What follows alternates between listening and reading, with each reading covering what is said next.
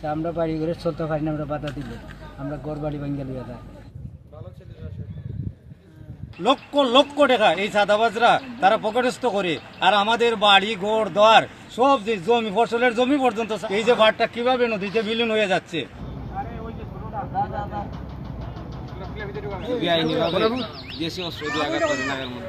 এই যে তারা যে এই নৌকা দিয়ে দিয়ে বড় উঠে তারা আমরা যে বাড়ি বাঙ্গাইয়া সব কিছু লিয়া যায়, আমরা বাধা দিলে পরেও আরো ইয়ার আমরা হুমকি আমাকে দিয়ে ইয়ারি আমরা কীভাবে এই বিষয় হয়ে থাকি।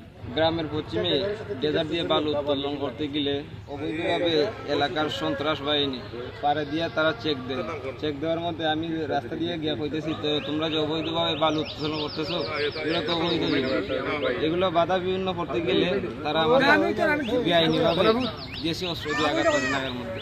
আমরা এখানে আসলে জানপুর, নূপুর, কোনো আক্তার, সবুজ তারা আমাদেরকে এখানে বালু ভরাই দেয়। বালু বইরা দিলে ওরা টাকা নেয় 5,000 করে বুটি। এরা যেন হারে থেকে নৌকা বইরা দেয়, তার জাগার জমা নেয়।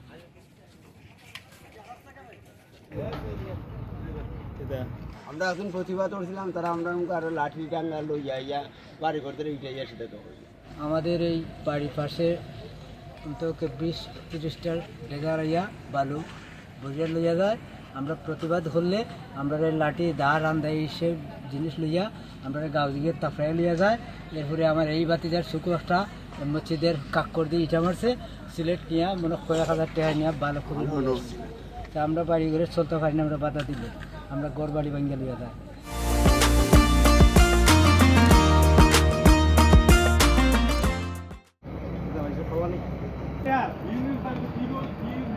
আমরা আসছিলাম 3টার দিকে, সেহরি খাইতেছি, খাওয়ার পরে সবুজেরা আইছে, ইয়া নৌকাতে উঠছে, ওইটা বলছে তোরা লোডে লাগা।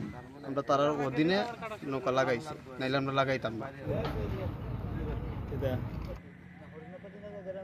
আমার এই বাসের ঝাড়ু সব মন্য বাড়ি ভাঙ্গা নিচে পোহরও, তারপরে করলাম গিয়া বানাইছে আরো জনের কাছে চাইয়া বাড়ি ঘর, তখনও ওই ঘরটারেও গিয়াহারি আমার দমক দিয়া ফেলায় দিয়া তারা ফায়ে ধরি হাতে ধরি, তারা আমার আরো রক্ত বিরোধ করে আমার তারা ডিয়াইয়া গুতাইয়া তারা আমার ঘরে দেয়। সবুজ এই জানফর ওটা এগুলা কত গু তারা যে আইয়া ধরছে অন্ধকারের মাঝে মুখ কাটা চটতে ঘুমা গিয়া শেষ জানের ভয় নিরাপয় হইয়া ঘরে গেছি।